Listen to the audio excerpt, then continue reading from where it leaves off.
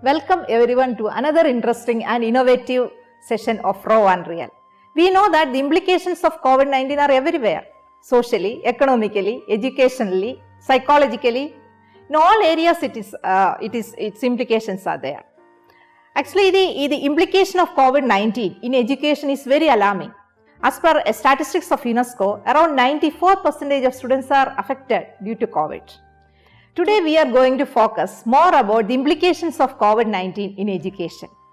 We are very happy and proud to present today our panelists.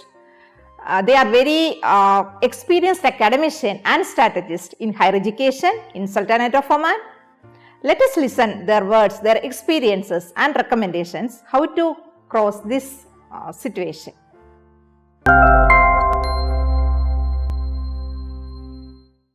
Let me introduce today's our panelist, Dr Sivakumar, Chairman of Board of Directors, Indian Schools in Sultanate of Oman. Doctor, welcome to our show. Dr Kiran, Dean of Middle East College, Sultanate of Oman. Welcome, Doctor, to our show. Dr Mathew, Assistant Dean of Muscat College, Sultanate of Oman. Dr Mathew, welcome to our show. Dr Sivakumar, you are an academician by profession for last 18 years and now you are leading as chairman of Indian Schools in Oman. And can you please elaborate, what are the arrangements you have done, especially in Indian schools during this time? And what are the challenges you have faced and how did you tackle them? Well, actually, if you see Indian schools in Oman, there are 21 schools. Starting from Muscat to Jalan, Masira, and each school has its own challenge. And we have got number of students varying from school to school. The resources that are available is also different from school to school. But fortunately, around 2018, we initiated Indian Schools Oman virtual learning environment, ISOVLE, in which we trained most of our teachers to equip them for online teaching. Webinars and video recordings of lessons were already available. So all subject teachers were capable of presenting through online. And unfortunately, the pandemic started and Indian schools were one of the first schools in the region to go for online teaching. And based on each school's availability of resources, they chose different medium, right from Google Classroom or Zoom or ISOVLE. So there were several platforms available for them. And learning concern, there was no interruption at all. Meanwhile, we have been governed by Ministry of Education of Oman's guidelines. So time to time, they give us lots of guidelines to be followed during COVID times. And whenever there is a restriction for on-site classes, we switch to online classes. And wherever possible, hybrid classes are going on. Particularly, the biggest challenge for us is the unvaccinated group. Students of age below 12 years. So technically, they are not vaccinated. So therefore, calling them to the campus and giving them lessons is a very difficult task. On the other hand, teaching them through online also poses lots of difficulties, particularly for these small kids, where they won't be able to interact with their peers and exposed to the classroom environment. So this was missing. So we could understand that there is a learning loss taking place at the same time. But on overall, we have not, we made sure that there is no interruption at all and teaching is going on. We completed almost 2 academic years, including final examinations, results and promotion. Everything happened. And none of our activities were stopped. For example, we used to conduct all Indian Schools Oman career guidance program called Avenir. It virtually, we hosted that event where more than 100 institutions with more than 10,000 students participated, and similarly quiz program for all Indian school students in Oman, it took place. Everything went on virtually very smoothly, and we could very well see that the participation is increased. Unlike physical mode, we could see students participating from Salala and all other places.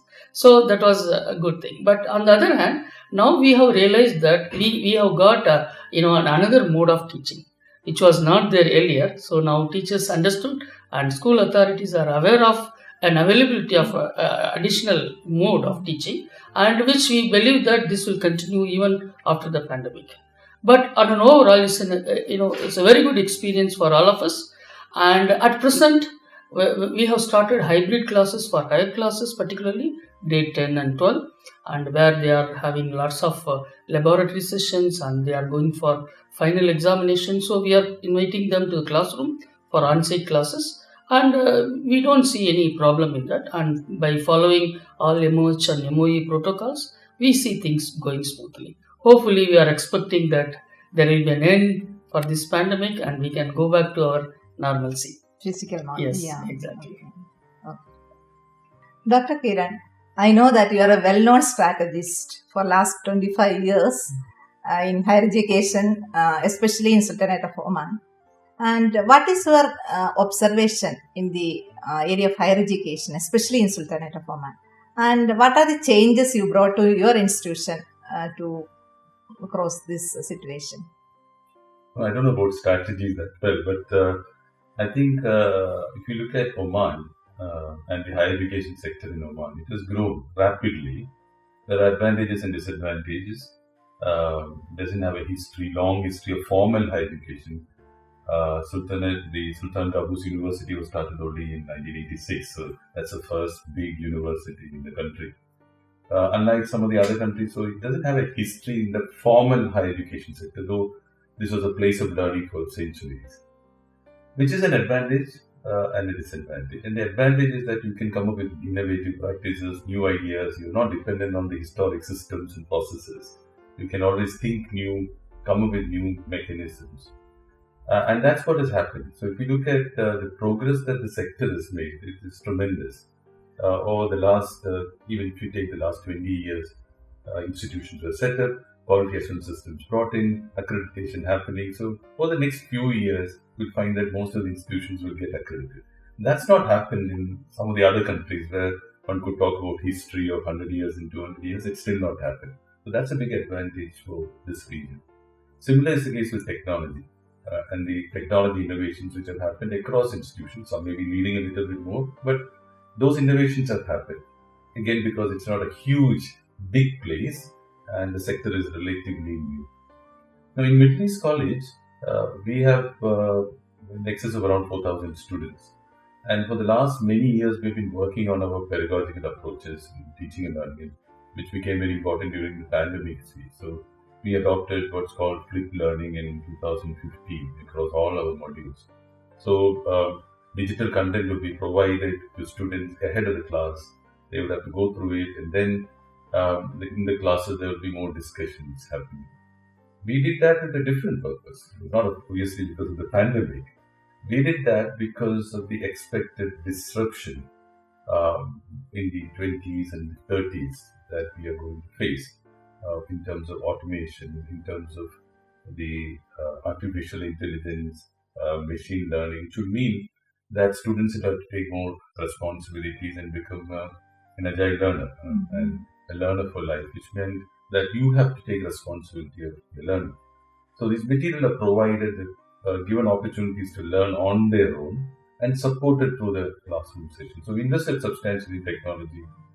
We conducted postgraduate certification for all our faculty members with our partner university collaboration. And so they were all equipped to handle this. And that's why when the pandemic happened and the lockdown was announced, we could start classes the very next day. We didn't have to wait for even a day because this was part of our usual system. We, of course, shifted to MS Teams. We've been using Moodle, for example, for the last 12 years, 13 years. So it was not difficult for both the students and the staff to suddenly switch over. So what we confronted was this double disruption. The disruption that we were planning to take care, but also suddenly the pandemic. And I think the period has taught us a lot of lessons. We have got used to the online very well. We now know the advantages of online. We also know the disadvantages. So moving forward, we don't want to go back to what we were. We want to make use of these online systems. So wherever the online helps, we want to use online. Wherever the conventional has to be followed or the physical classes have to be followed, because there are many skills that students learn in a physical environment. So we want to bring them back for that.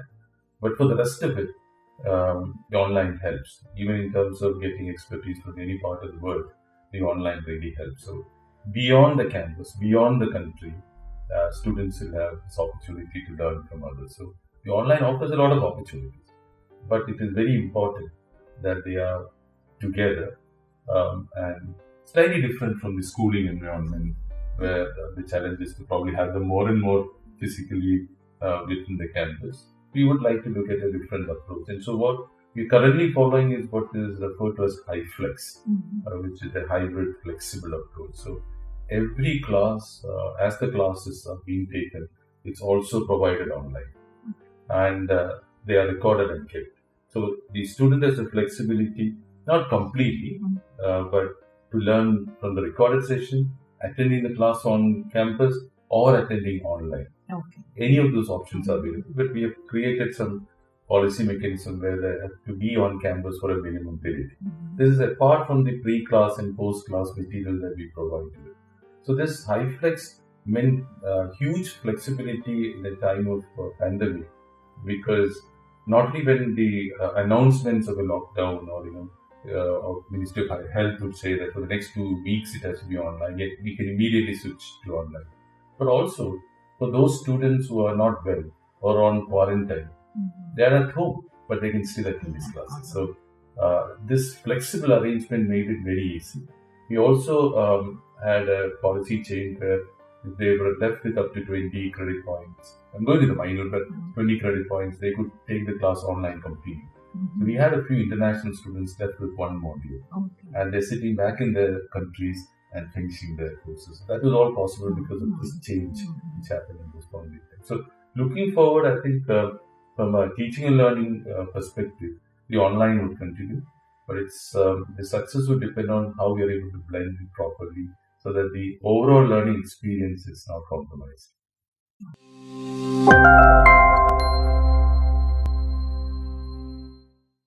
Dr. Mathew, I know that you are an academician for last 3 decades and a policy maker, well-known policy maker also. And what is your takeaway from the current scenario of education, especially due to pandemic? And also, what are the areas you think need to get more attention? Dr. Reshmy, thank you for having me. As we all know, the pandemic has created the biggest catastrophe in the history of education, and that has caused the problems for learners and closing down of countries. It has affected more than 190 countries. So when this pandemic took over, when it happened, what really happened is everyone was panic about it, and there was a mad rush. Everyone wanted to shift the entire education learning into online. So actually many institutions were not prepared. Luckily, Dr. Kiran was speaking about his institution, how he was prepared. My institution, Muscat College, was quite prepared. Indian school was very, very prepared because we had some basic infrastructure and certain systems were created before that. But that was not the case of everywhere. So it was a mad rush for many people. And the teachers were not prepared to teach online. So that was another thing. So everyone was concerned about the health and safety of learners, health and safety of the staff, the teachers. That was a concern. And many other things like psychological issues, the well-being of students, the mental health of students. This all were real concern for everyone during this pandemic. So my observations are, the first realization is that education institution, whether it's a university, college, or a school, is not a physical place alone. It is more than that. It is a collaboration, it's a connection of people working towards one mission to support the learners. That's the first realization. So that means space is not a problem. Distance is not a problem. Time zone is not a problem. That's the first takeaway. Second takeaway is that Dr. Kiran talked about flexibility and things like that. This is very important. The most important thing is the flexibility should be the choice of the student, the learner. He should decide or she should decide what kind of learning mode is required. I've seen many institutions are offering ranges or spectrum of options for students. Say, for example, depending on what kind of learning objectives are there. Recorded instructions, he talked about. Recorded instruction may be very suitable for students to learn some concepts or some practices. Then online instructions are there, which is useful for certain interactions and things like that. But when you require hands-on experiences or when you require some sort of high level of interactions, then face-to-face is required. So I think the future will have this flexibility highly required, which will be opted by the learner. There are universities, there are schools around the world now. What they are doing is offering this flexibility. See, for example, in a program, a student can really choose which module they can study online. The choice is not the institution's choice, the choice is the learner's choice. And within a module, they can even select, I want to have these learning outcome online and this learning outcome face-to-face. So they can get the consultation, they can get the advice from their teachers, their mentors and things like that. But these sort of flexibilities have been highly offered. Thirdly, the takeaway is that, yes, everyone is talking about digitalization. Digitalization is the key for the future and technology is to be used. But when it comes to digitalization, it's not the digitalization of transferring the current education into that digital format. So before coming to the digitalization, we need to understand what is the learning objectives. According to the learning objective, the digitalization needs to be planned. This is very, very important. And also I've seen in the online time, this last 2 years, faculty, teachers, particularly in my own institution, faculty, they were connected well with the students, were more successful. It was not only teaching and learning efficacy, but more than the teaching and learning efficacy, the faculty who are connected with students, understanding their real problems and issues like that. Say, for example, there was a huge issue of digital divide among students. There were some students, they had good connectivity, good equipment, and they didn't have any problem. But there were lots of other students had issues of internet connectivity, issues of equipment. We were talking about, in the family, there were many kids. So there were pressure for family, there were pressure for parents, there were pressure for, even for the kids to manage this. So there was a pressure like that. So teachers who were able to understand this particular issues, even well-being of students, psychological issues of students, mental health of students. So that was actually quite conspicuous during this period of time. So the future is looking good, even with the online, but the way we manage is not just putting the current system into online, rather more pragmatic way of putting into online, like understanding the objectives correctly and then providing it according to the requirement. That can lead to the career path of the learners will be the more critical thing for the future. Okay, thank you. Doctor, if I ask you, can you suggest some innovative strategies which can be adopted in the higher education, especially during this pandemic? And do you think that this pandemic has any key role to play with?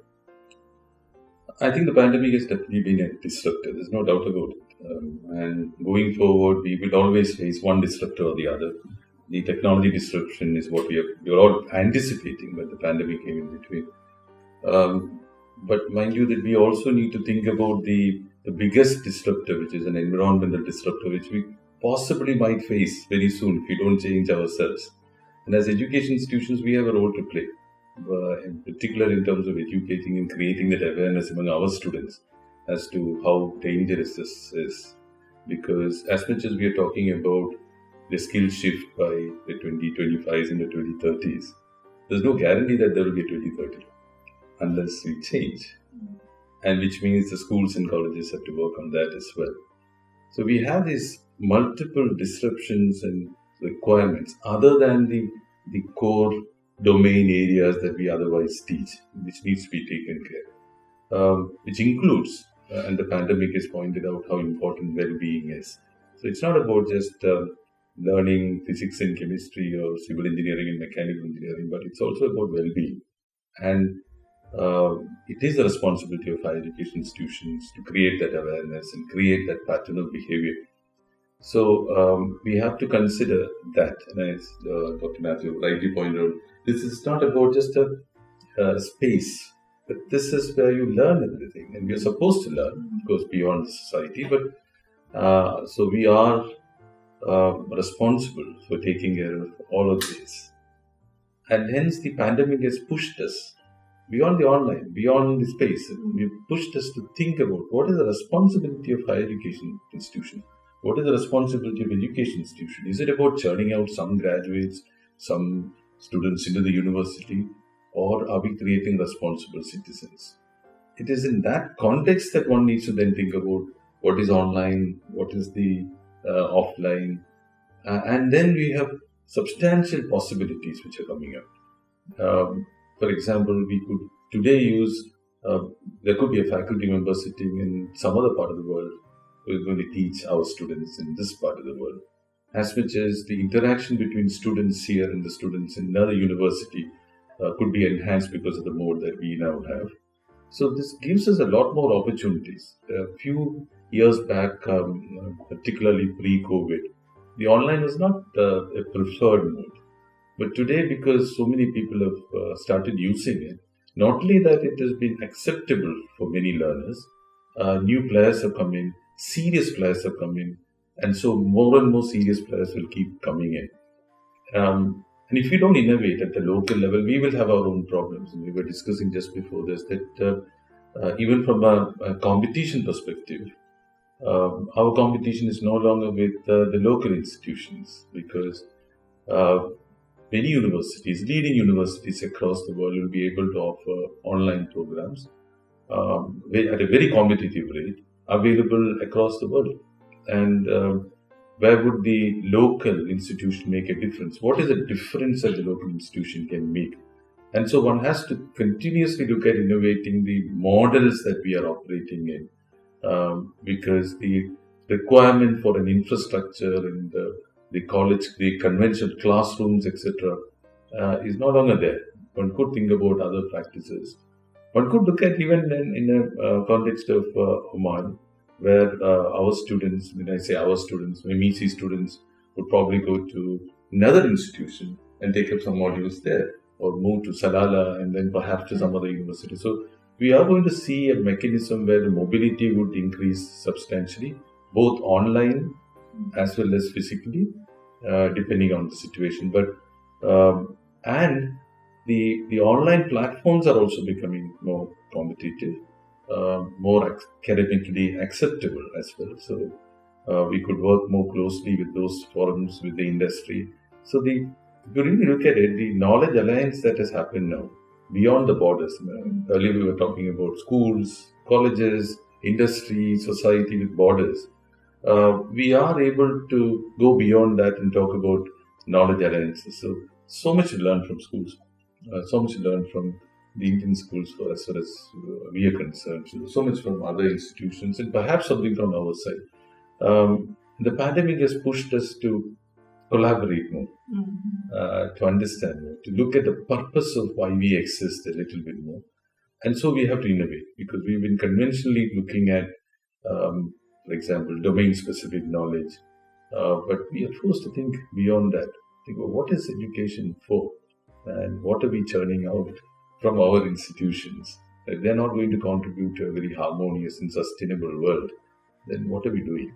It cannot be that we're creating the mechanical engineers and the civil engineers and the doctors and the engineers. There has to be something more than that.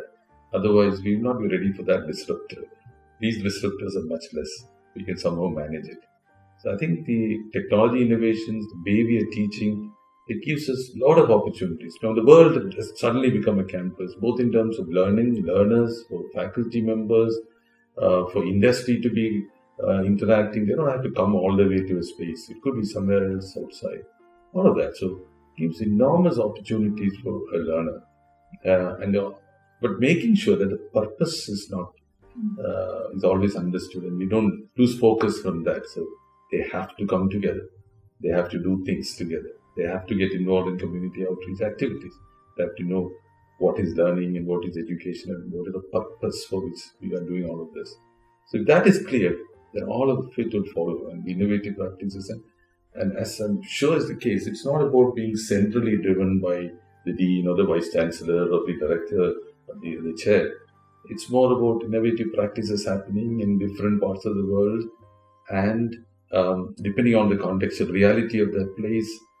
And we need to push and facilitate that youngsters to come up with fresh ideas, which could probably change the way we are thinking about how we are conducting ourselves. And we need to innovate, we need to continuously incentivize those people to come up with fresh ideas, new ways of doing things, and not hold on to, okay, no, it means this and we can't change. No, there are other ways. And these ways may not necessarily come from the top, not necessarily a top-down approach, but just being receptive to changes and new ways of doing things. Yeah, so I also look at it, hopefully with the pandemic slowly getting over, the future is bright, yes. We've learned. And this time we have all learned together. Mm-hmm. And that probably is a big difference. So you're saying this pandemic has brought more realization about the education? Absolutely. Absolutely. There's no doubt about that. I mean, in terms of even parents, even students, what they want to be, many people who wanted to be X and Y are now thinking about alternate careers. They're talking about well-being. They're talking about happiness. Success is not about individual wealth accumulation, but a societal well-being. So those are discussed, and students are more ready to collaborate than be just being competitive. So you can see that happening.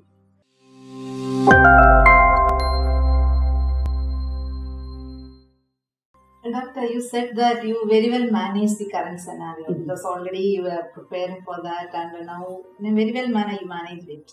And can you just share your strategies about the future developments in Indian schools in Oman? Yes, actually, future, as we all know that the digitization is going to play a very important role. Therefore, all our teachers are getting equipped. The first thing after me taking over as a chairman, I did was I collected the feedback from students, teachers, as well as parents. So I try to understand, we as a board try to understand, how effective the online teaching is going on, whether the parents are happy, teachers are happy, and students are happy. To our surprise, they were very happy, and we could see that the learning objectives were met. But at the same time, there were some concerns like concern on students' emotional well-being, teachers' health, having got, it became like kind of 24/7, anytime we can come in meeting and we can meet children. So it became like that. So therefore, we could very well realign ourselves based on the feedback. Wherever, the intervention is required, so we corrected. And we hope that, we are also planning for an action plan, for meeting the learning losses. So we know that due to this online teaching, there is, there are specific areas where students have kind of a learning loss. So we are planning for learning recovery, so that students can, get all those things, all those, the experience that they are supposed to get in the physical classes. So we are trying to recreate those experiences in the forthcoming years. And in addition with that, what we understood was, in typical classroom in schools, we train our students for writing. So we ask them to take pen and paper, they start writing. But suddenly after changing to online mode, when they were using keyboard, there were so many challenges. So what happened, suddenly we thought of giving them some training on touch typing. So we created a course. We have an initiative called Samriddhi, Center for Excellence in our board. So through that, we founded a kind of self-learning course on touch typing. It has lots of modules where students can watch videos and practice, and then they have to appear for test. On the day of the introduction of the course, there were 8,000 students who took the course, who crossed the 30 words per minute limit. So we could make out that the students are very keen to learn new things. For example, the touch typing helps students to type fast. Not only that, it helps them to understand the spelling, vocabulary, and so on. So we can see students are immediately switching over to new technology. So after seeing that, we also got encouraged, motivated that our students are ready for anything. As Dr. Mathew mentioned, and all our initiatives are student centric. So we have to keep them in the forefront. Whatever is suitable for them, we need to do that, and at the same time it should be flexible. So as Dr. Kiran mentioned, the flexibility is very important at this point of time, and because the students' background and health and so many other factors are involved in his involvement in the classroom teaching. Therefore, we have to take everything into consideration, and try to help them whichever the way we can. So we have allowed each school to adopt a mode which is suitable for them, choose a platform which is suitable for them. At the same time, we are also helping them as a policy makers of the Indian schools. We help each school to choose correct mode of teaching, and whatever the training required, whatever the resources required, we are arranging. So therefore, we see that within 6 months of reopening, we can get a full recovery, and hopefully when they move out of the school, and these two batches, particularly this 2019-20 and 2021, these two batches, when they move out of school, hopefully whatever they have lost, we will make sure that we give them some kind of experience so that they go out with as a lifelong learners. That is what we are planning for that, and hopefully we will be able to do that. Dr. Mathew, as per Dr. Kiran and Dr. Sivakumar, they were saying, in spite of so many challenges this pandemic brought, so many opportunities are also there. And what are your views on these opportunities, and how do you think how they can be materialized? We've been talking about the changes required in the education system for decades, and luckily India has brought out with the new education policy recently. If you see in Oman Vision 2040 is articulating about the changes required for the coming years. So these are very positive. Fundamentally, the problem with the education system is more of mass learning system. How do we change from that mass learning system to an individualized, customized way of education system is the most important thing. Unfortunately, our education system is very slow in the change process. Unfortunately, that is because of the political reasons, maybe because of the diverse interest of the stakeholders. It might be because of various other reasons. But this pandemic has gave us the realization of a big change required. So what is that really required is how we are going to really predict and create a future which is really required, what I was speaking earlier about, that individual learners' learning path or their career path or their aspiration. Are we going to satisfy a need? That is very, very important. So there are a lot of opportunities available, as everybody talked earlier. This pandemic actually connected the classrooms with the world, which never happened before. And this is the first time so much of collaboration happened because of the online. And in my own institution, I've seen most of my faculty were actually speakers and webinar, and they were delivering webinars. Students and faculties were attending lots of webinars across the globe from various universities and various institutions, various platforms, which has been going on very much. This is a very positive thing. So connection between the classroom and external world is very good. And this is the first time I'm seeing this many research and scholarly collaboration happening between institutions. So that's a very positive change. So we can really cash on that. The second thing is how are we going to create meaning and purpose in education?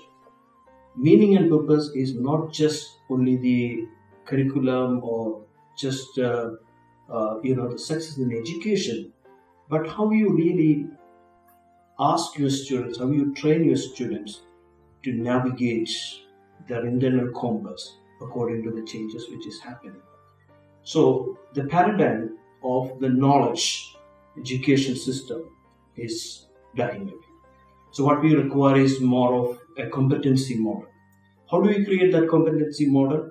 Creating a unity between the knowledge, the skills, and the attitude. So that is really going to be very important for creating a meaning and purpose in the future.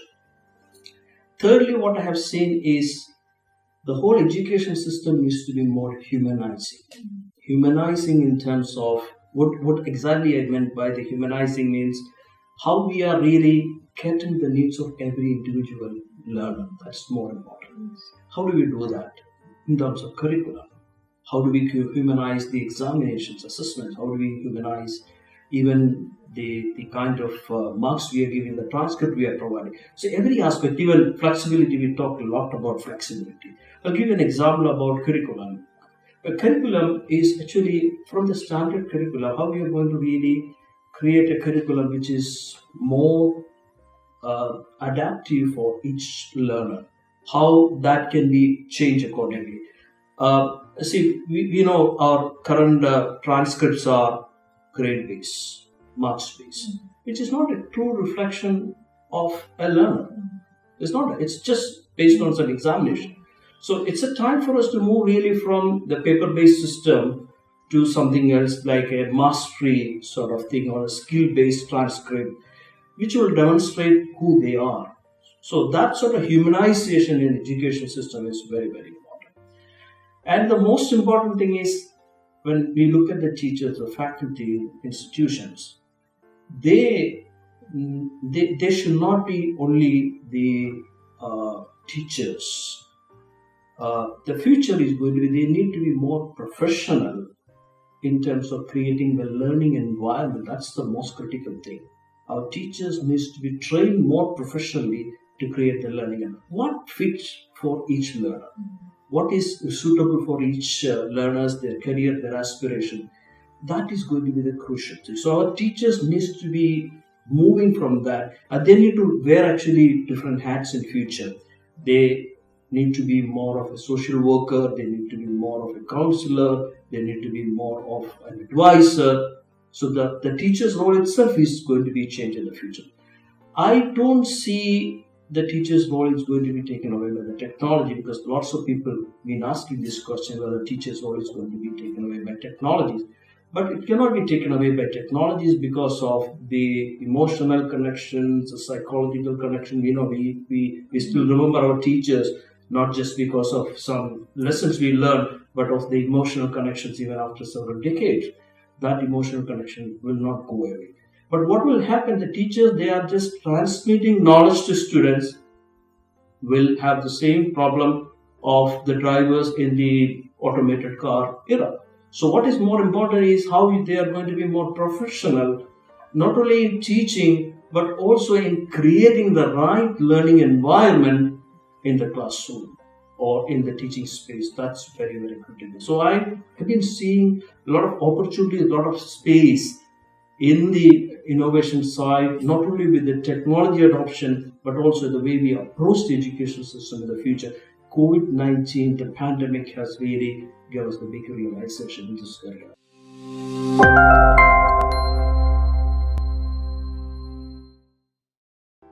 Since we have come to the end part of this panel discussion, can we conclude with some recommendations? So, if I am asking you what are the recommendations you can suggest for the future development of education, what will you say? Okay, let me start. Well, that's a very big question. I mean, giving recommendations regarding what to do with education. Perhaps we are talking about it in the context of the pandemic and talking about some of these.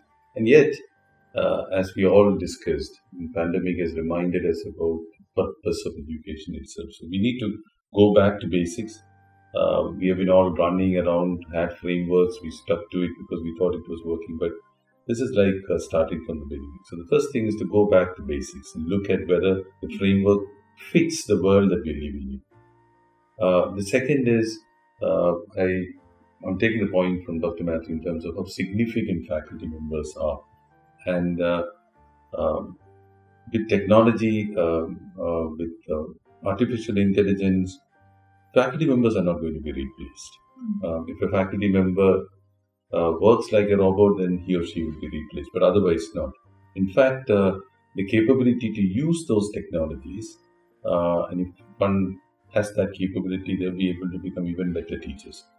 But making sure that whereas those data and those domain information is important, you still need to be a human being and instill that confidence in the students, and that's very important. The other, which I'm actually drawing from the two experts here, is about the use of learning analytics, and based on our discussions before, that's very important. So what are the opportunities? We have technology on one side, which is going to provide a lot of opportunities in terms of learning, research, collaboration, but also use learning analytics to do what Dr. Mathew was just pointing out in terms of individualized learning. So we know the student, and is he being taken care. There's so many other issues in policy intervention. I'm just listing it to a few set of things in the context of the pandemic. Just sticking back to the basic of what education is about, the significance of the faculty, looking at how data and bulk of the technologies can be used within this practice, the agility of the learners, and we need to focus on that and then not restrict them to any particular area, but the ability to navigate us. Again, drawing on words of Dr. Mathew here. So the curriculum, the way we've structured it and made it so complex and perhaps too structured as to now give way to better learners because they have to be prepared for tomorrow. I am fascinated by online learning. And the reason why I'm fascinated is not only because of the flexibility and the many advantages that we've said, but also because I think the new generation, as they move forward, are going to learn online in any case. So the online learning is a skill in itself. And it's important that students pick up that skill. We have talked about digital skills as other skills, but learning online is a skill in itself, which will be required in tomorrow's world. So the pandemic has pushed us, probably otherwise we wouldn't have done it that much, pushed us and our students to do that. And now online learning is part of that agile learning capability of students. So one has to look at online learning not only from the perspective of all of the other factors that we've said, but that is a learning in itself as to how do you learn online, and that capability also has to be brought in. Yeah, apart from that, there are many things about how we need to take care of the humanities part. And I think the national education policy, if you go through the national education policy, it captures quite well the kind of things that need to be done. The pandemic has pushed us to thinking about some of these things as well. What do you think, Dr. Mathew? Well, the most important thing for us is to not only looking at the education and success of students, but also the other aspects. It's extending the arms of the education now. So we are more responsible of health and safety of students, well-being of students, emotional and social issues of students. So this ought to be part of the curriculum. This ought to be part of the schools and colleges now. So we cannot be kept separated. We used to keep it as a separate issue all these years, but the pandemic is bringing these issues as part of the curriculum. This is one thing. And teachers need to be trained more professionally, as I mentioned before, to create that sort of environment for the future. Technology, as Dr. Kiran mentioned very clearly about all those issues required. Technology is very good. Technology is the future. And of course, artificial intelligence, virtual realities, all sort of things are very much useful.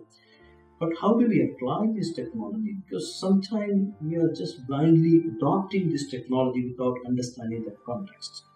So how do we create that context? How do we really look at each individual learner and how we can create that meaning and purpose, as we all mentioned before, for their career, for their future?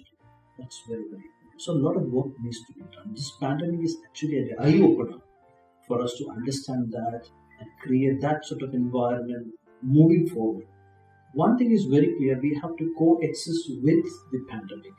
How we coexist with the pandemic, with all sort of things, how we create the meaning, purpose, collaboration, connectivity, and giving an opportunity for every learner to interact and develop in the learning domain is the most critical thing. So I think that's the thing we need to take it forward from here. Dr. Sivakumar, It was very interesting to discuss about this with Dr. Mathew, Dr. Kiran, and Dr. Reshmy as well. Yes, we have got lots of lessons. This pandemic helped us to understand several issues which are not exposed so far. And each and every stakeholder of our schooling system or education system has something or other to learn. So therefore, we are, I think, fully equipped to face this challenge, and with the lessons learned, I think our future generation will be able to cope up of such a pandemic or any such things coming into a disturbing way of our normalcy. But overall, I feel that we are very adaptive, and teachers, students, or parents, when we were shifting classes from traditional mode to online, we could see that it was just a matter of few days. Within few days, there wasn't any issue at all. Handling internet connection, switching on, switching off modem, connecting with internet, and joining or signing in, logging in, all these issues even by a third standard student. Now we were so surprised. All our children, particularly primary school children, they know how to log into their Google account, check their email. So this is something which is very great. So with this lesson, I hope that we will be able to march forward, and there are many things that is going to be introduced by national education policy, and we are trying to implement all those things through our schools, and we are seeing a bright future.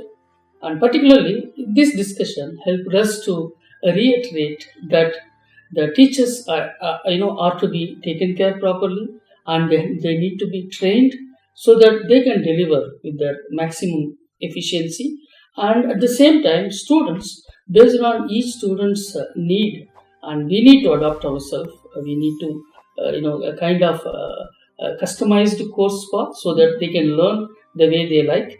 Because as Dr. Kiran mentioned, that we need to make sure that the recordings are available. We need to make sure that they can attend online classes, and also we should make sure that if they want, if the situation improves, they should be able to attend on-site classes as well. So once these things are met, I don't think that we will have any kind of disturbance, and we can continue and move ahead with our educational initiatives.